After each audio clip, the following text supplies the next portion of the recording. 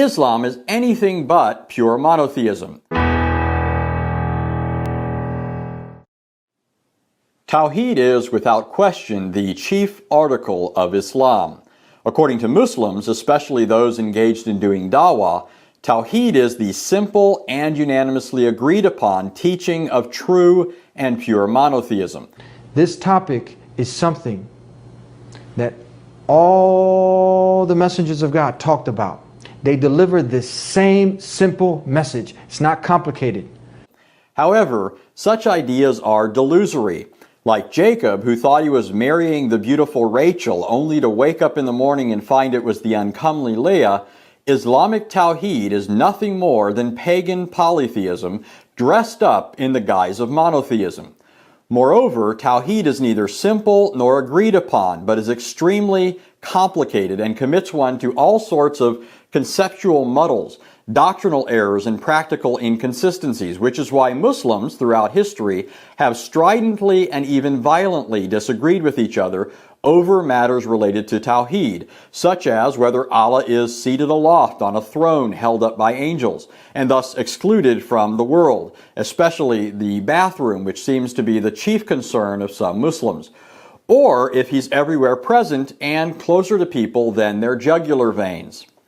And in light of Allah's alleged absolute unity, for which there is copious contrary evidence, Muslims have not and cannot agree on whether this precludes Allah from having a multiplicity of attributes distinguishable from His essence and each other, and that in such a way as to render Allah altogether unknowable, or if He has a multiplicity of attributes, whether or not they are limited to metaphysical attributes like knowledge, life, and power, or also even include anatomical features like a face, eyes, 2 right hands, and at least 1 shin.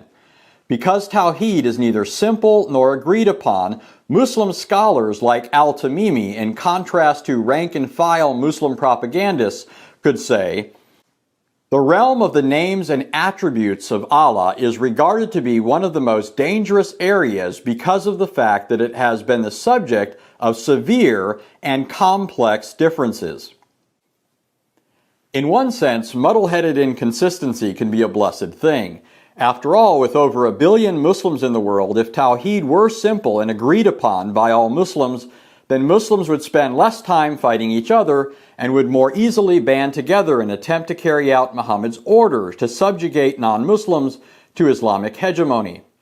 Although Muslims don't admit these problems to potential converts and work hard to keep these facts out of mind so they can sleep better at night, when they're just talking to each other and inadvertently drop their guard, they know and admit these things to be the case. 1.25 billion, and if we, as the ulama say, if we were to spit, if all of us came together and spat on Israel, it would be wiped out. It would be wiped out a long time ago. But we can't even come together in the same masjid. Why? Because he believes Allah is above His throne, and he believes Allah is everywhere, and he believes Allah doesn't have names and attributes, and he believes Allah has names and attributes. He believes Allah has names but not attributes. He believes Allah has attributes but not names. What is this?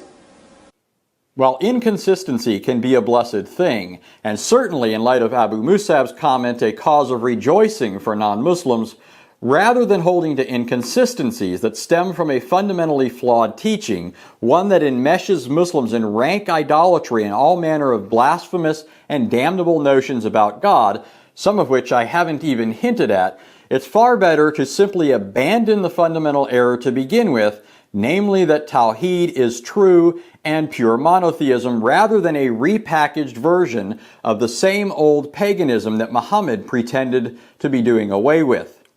For that to happen, someone needs to call Muslims to abandon their pagan pretensions to monotheism and reconcile their beliefs to otherwise hostile facts. And by someone, I mean not only me, but you. Over the course of several videos, I will show that the Islamic sources are riddled with problems related to Tawhid, and that Islam is anything but pure monotheism. Although Muslims will no doubt leave comments, their track record shows that most of them are too afraid to actually watch and soberly interact with the arguments contained in the videos that appear on this channel. This means that I'm hoping you, the people actually watching, will learn this information and press it upon Muslims. Of course, any Muslim is free to surprise me by actually watching and trying to respond, but I'm not holding my breath.